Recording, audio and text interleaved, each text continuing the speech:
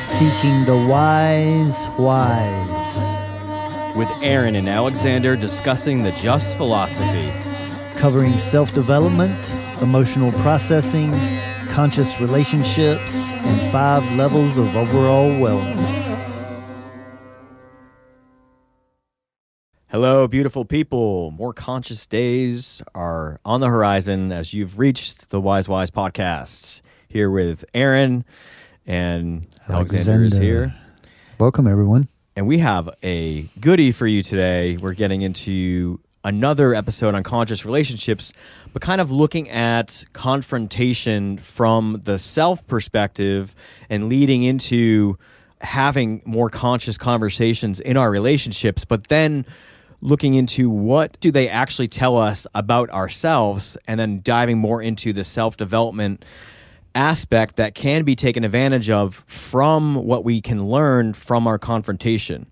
And so it's not really more focused on the external or the interrelationship stuff of what about that person that we are battling with. It's more about the internal, but it's going to help you in all sorts of ways with confrontation. Yes, and I want to start off here to mention that there is a difference between self-development work and relationship work. And this is why many times it benefits a person or a relationship the more individual work that someone has done, because we've mentioned many times on past episodes the idea of everyone playing roles for us. And see, the more stuff that we still have to work through, the more likely our partner is to play roles for us to learn. And that can create communication problems. It can create relationship issues. So we're going to get into breaking down the difference of those two different things, actually seeing them differently, self-development work and relationship work. And even getting into possible reasons why we're having arguments or confrontation or friction in our relationships, but we're not sure why. And of course, we tend to, as people, blame it on things that are like in our view initially, but there could be underlying reasons that we're not understanding properly. And with the Just philosophy, we touch upon these of like bringing them to light of things that could possibly be happening that you're not able to understand just by reacting to the external things that create the friction. So we're going to dive more into that. But I wanted to start out with when the initial sense of friction comes into the individual and what that might cause somebody to do. We could talk about the differences, and I think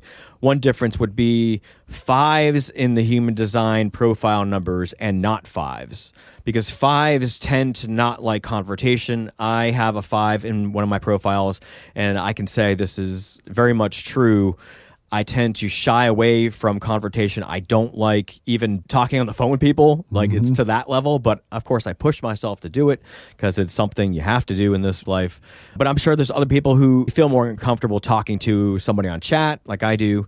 But I could say that when there's an initial sense of friction that comes in where maybe I witness somebody doing something that I judge, and inside of me initially, I kind of take it to an extreme where I'm like, oh, I don't know if I could be with this person if they're doing this. Like it could even be just them drinking soda. Let's just say that's right. For an example. And I immediately judge that because I kind of want to be in a relationship where somebody is health conscious because I am. Right. And I want to share those priorities, because I can see how that could be a source of confrontation or friction in the future when even with like meals or going out, there may be differences because I'm not probably going to want to go to the same places. So your mind just starts to unwind and go to all these places.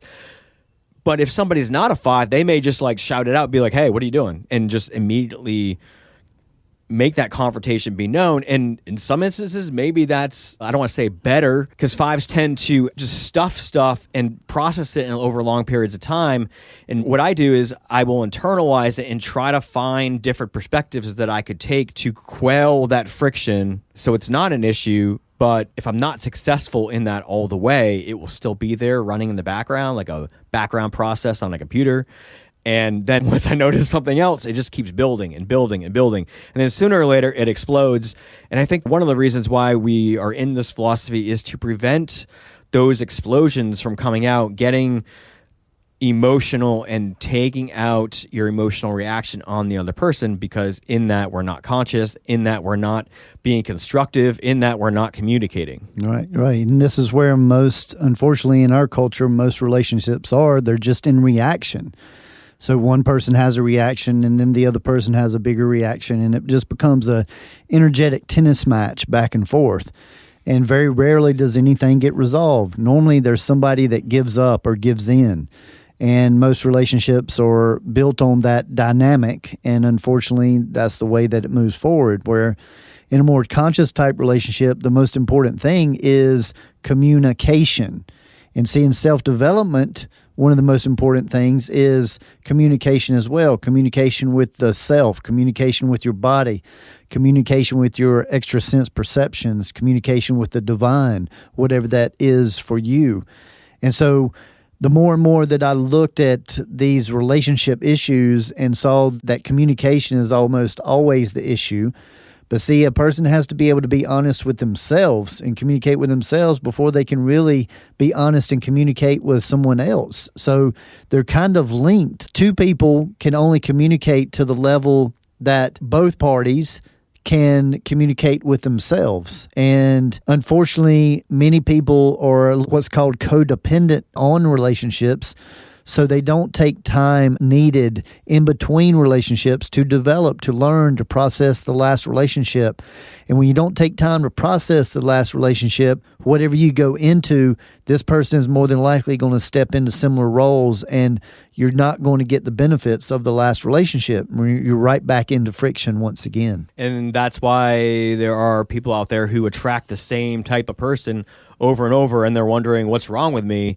And it could be that the universe or God or the divine is trying to teach you to grow or show you something, and you're not getting the lesson out there, right? So it's just basically that. Anytime somebody brings up to me, why am I stuck in this loop?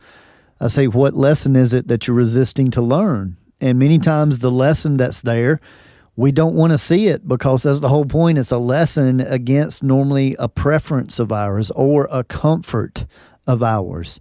And so this isn't life or God being mean to us. We're not victims, because you get a reward when you do the work.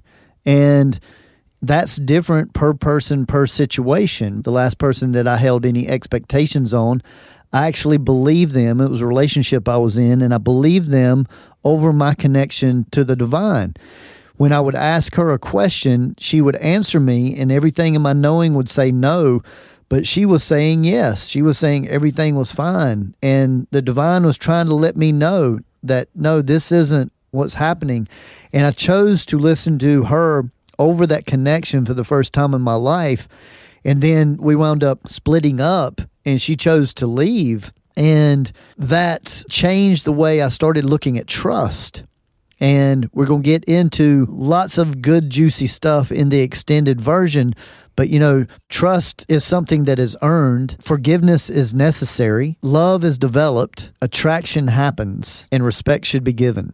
So we're going to expand on some of that and get into even more deeper stuff in this subject of splitting and working on your self-development work and working on your relationships. And the communication is the key in all of this. So in the complete conversation, I want to go through every step of friction that comes in and how it leads to confrontation, and start out from the moment it comes into the individual, and then carry it through all the ways that we can attempt to dissipate the friction, work through the friction, change our perspectives. And if we don't, then go to the next step so we can approach it that way. So just so you guys know, that's what we're going to be getting into in the complete conversation. So if you're not a member, please sign up and get those juicy details on how to do this work within relationships. Yes, it's going to be fun to break that down step by step.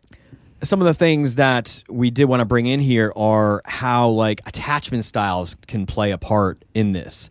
And so I just visited my family up in Connecticut a few weeks ago, and I really could see how my father and my stepmother almost, I don't want to say we're perfect for each other, but they're able to get along well because their attachment styles are different. And we can even bring in the roles in relationships, which we're definitely going to go more into in the complete conversation, we've talked about in past episodes. But I also saw my dad's roles. My dad is a provider.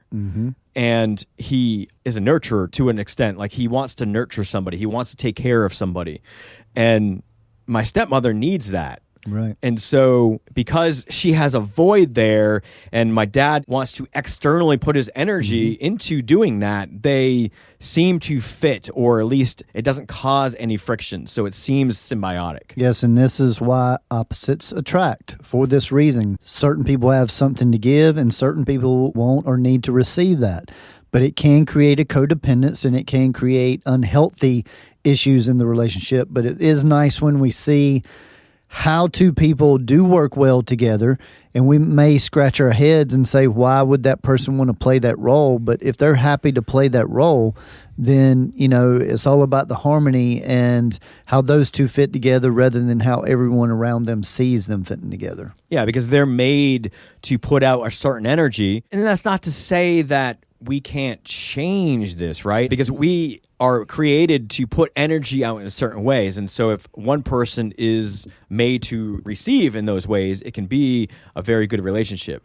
But that's not to say that we can't potentially bring in consciousness and change the way that we give out energy, or somebody could change the way that they could receive energy and then maybe just kind of pivot and consciously decide to get that energy elsewhere, right? Yes, because this is the beauty, especially when kids come in. See, many times two people get together and one plays the nurturer role and the other one is more comfortable playing the disciplinary role. And sometimes they go through their whole lives playing those roles. What I see as the ideal for everyone involved is that both parties learn to play both roles and that they can alternate and switch off from time to time. And I've experienced this in raising my stepsons. This was the direction that Sherry and I went. And I wanted to work on my feminine side, and she was working on her masculine side. We happened to have two separate households, so when the boys were here on my property, I was the disciplinary, and when they were on her property, she was the disciplinary. And it gave us both opportunities to play both sides, and I feel like it helped the boys to experience a more balanced experience.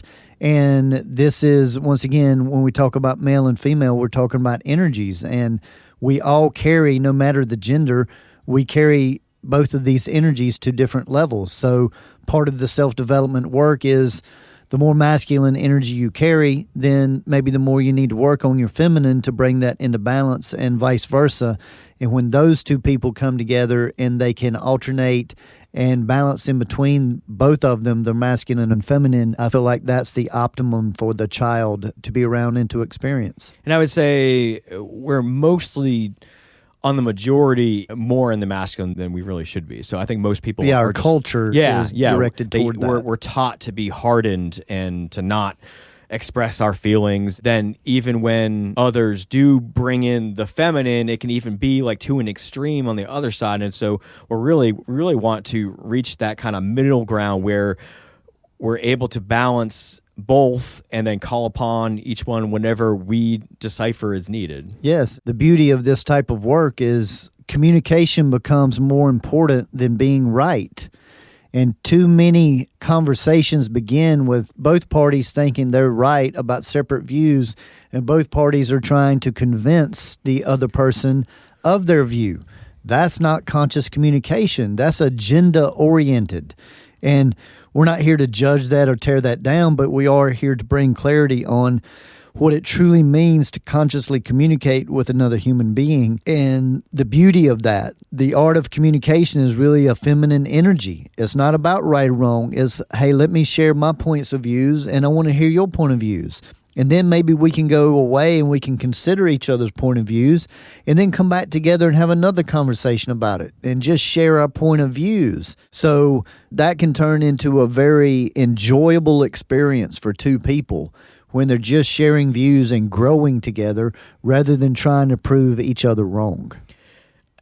I feel like that's a very hard thing to do for me anyway. I know what it boils down to, struggling with the things that you want or having a preference. And we just got off the episode last week of recording, talking about the importance or the power of being neutral or being a non-preference. And I guess that even comes into relationships. But at some point, because you're spending your intimate energy with this person, there are some preferences that have to come to light, right? Yes, because that's why we got to be clear with our preferences, because anywhere that we do have a preference, we have to accept that we're not going to be able to bend there. So that's called a boundary. And there's nothing wrong with setting boundaries. But again, the communication of that is very, very important so that the other person knows, hey, I'm not asking you to change, but I am sharing with you what is important to me and what I'm attracted to. And if you enjoy me being attracted to you, then these may be some things that you want to learn more about or expand yourself in. And I certainly want to know the things that turn you on and that you're attracted to as well. So see, you're not just doing it to get the other person's approval. You're doing it to expand who you are as a human being and to grow your utility belt of things you can communicate with your partner about. And we talk a lot on this podcast about both of us being into vinyl, and we're even into vinyl for two different reasons, and that's cool. But you and I are able to talk about vinyl and it be very fun, even though we approach it from two different directions, so to say. And I would love to have that in an intimate partner, but that may or may not happen. And I'm just glad to have somebody. I say, whatever you think that you need, your intimate partner doesn't have to provide that for you if you have a healthy place to get it somewhere else. And then that takes pressure off of your intimate relationship. So this is the purpose of true friends, is that you're actually able to feed each other in ways that take pressure off of your intimate relationship. Yeah, we have a terrific episode on the voids in relationships. I think that's what we called it, where we did get into this exact thing. Like if you had an energetic void where your partner is not providing you something that you need a fill in, like let's say your partner won't play sports, but you need to play sports. Well, you can certainly find another partner, and obviously if you're a male, it would be better for your relationship if that person was also male, but to get that feed somewhere else. And so definitely check that episode out if you guys haven't already. But I wanted to go back to what you just said, where you identify your boundaries. So you're being honest with yourself, like we talked about a few minutes ago, and you're getting clear on the preferences that you don't want to bend on. So you're creating these boundaries, and then you're communicating them. And when you said it, I can sense it's not talked about a lot in this world. Mm-hmm. And the way you said it is laid out in a very logical manner. And with relationships, emotions come in. And some people relate those two together, relationships and emotions. And so if you're not emotional about someone, then you're not in love, or you're not into them as much as they are with you. But I feel like that also comes into play here, where what you said, I could see maybe controversial to some people, but when you remove the emotion from it, it's conscious. It's the most conscious that you can break down a relationship. Because if you're not willing to bend on something, and if the other person wants you to, then you're in a compromised state, and then you're not fulfilling yourself. And then if you're not fulfilling yourself, you're not going to have any energy to fulfill that person. And that's really one of the major things that we're trying to bring to light within conscious relationships, mm-hmm. is that both people should remain on their path of becoming their authentic selves, and you should be in support of that person in doing that. Otherwise, you're not getting that person's full potential. And why would you want to rob that person that you say that you care so much about of becoming their authentic self? But also, if you end up growing apart, why would you want to hold that person back from growing? So this is beyond the emotional part of a relationship. It really is respecting each other on just another level as a growing being, just as you want to be respected. And I just want to bring that to light and have you add whatever you want to it, and we can get more into it in the complete conversation. Sure. Yes. And to wrap up this part, before going into that complete conversation, I just want to bring up that it helps to be clear in what you're falling in love with. There's a path to fall in love with your life. And then you want to bring somebody into your life that supports all of these boundaries, all of these things that are important to you. That's going to be the attraction point, is that they support that path. Or it's that somebody falls in love with a person, and then they try to mend all of these preferences together. And that's what happens the majority of the time, is people think they fall in love with the person. But love is developed over time, and this is where we're going to get into those 5 breakdowns. because attraction happens. Sometimes people say, well, it was love at first sight, and I don't really buy that, but I buy attraction at first sight. And even the idea of a woman and a child, they have 9 months together before they meet. So that love is developed too. So I'm looking forward to breaking that down, but shedding a light on these two different types of relationships, of whether you're looking for a person to fall in love with, or you're looking to fall in love with your life and then find a person that supports that lifestyle. I'm looking forward to diving deeper. Yeah, Alexander, I'm loving this conversation, and I'm looking forward to continuing it on the other side. Woo! Thank you for listening to this free version of our Inward Journey story series. To hear the complete conversation and go deeper into how these characters can bring in more consciousness, utilizing the tools and techniques of the Just philosophy, head on over to wisewisepodcast.com and become a premium member. You'll get to hear all of our complete conversations and begin your self-development journey with us.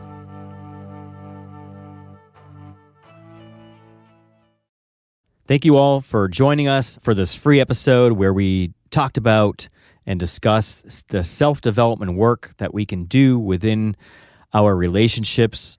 And I think we can all admit that our romantic relationships is where we can take on most of our stress within our lives.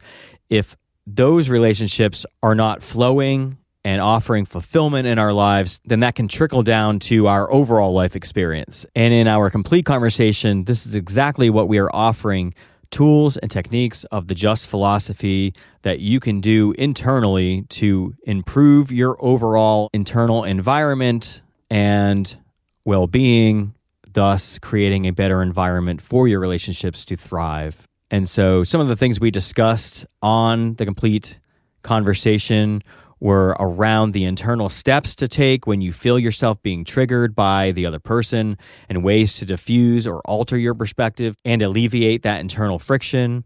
How doing the internal work first before communicating your preferences can lead to that person on their own changing and adjusting to your frequency.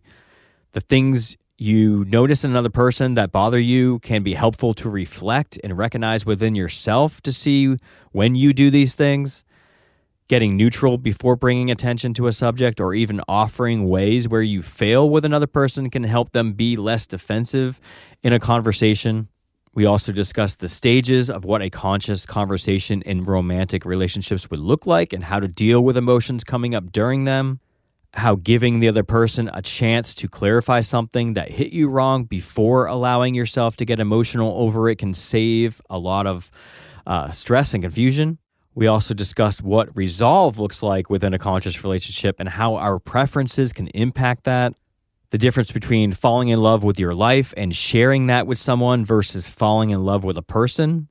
How being honest with yourself and getting clear on your boundaries before entering into relationships can save you a lot of suffering. And we also got into more about the 4 roles in relationships and how they could possibly be the hidden underlying cause of friction in a relationship.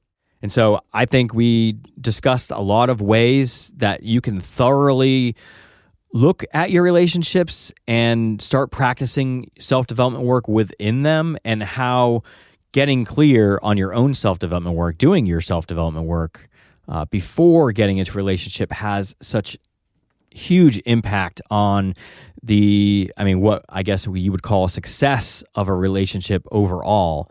And, one of the biggest things that I learned within this is how being honest with ourselves and understanding our personal boundaries of what we want and what we do not want within a relationship can help you upfront determine whether a relationship is going to be satisfactory for you continuing putting your energy into, versus not understanding where your boundaries are entering into a relationship. And then you realize you've been putting energy into something that is causing you resentment because you've had to compromise some of your preferences or values to keep the peace in it. So overall, I think this was an excellent complement to our other episodes that we've already recorded on conscious relationships.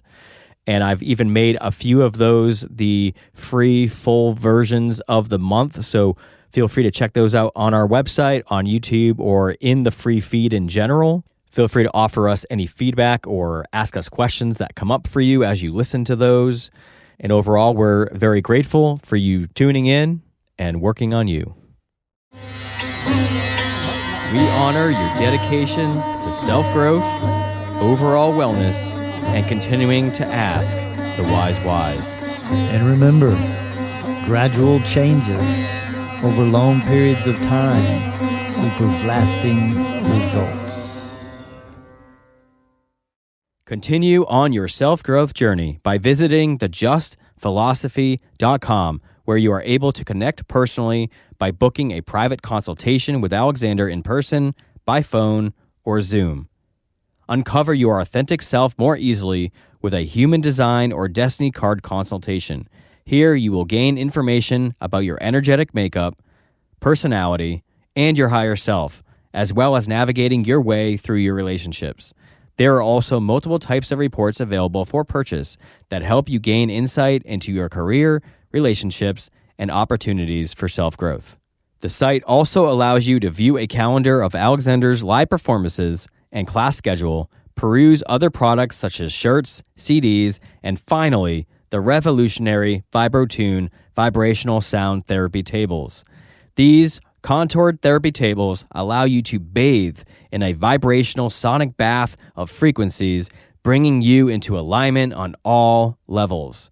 You will be feeling and hearing calming music synced through vibration and frequency. So again, you can grab all this goodness at thejustphilosophy.com, thejustphilosophy.com.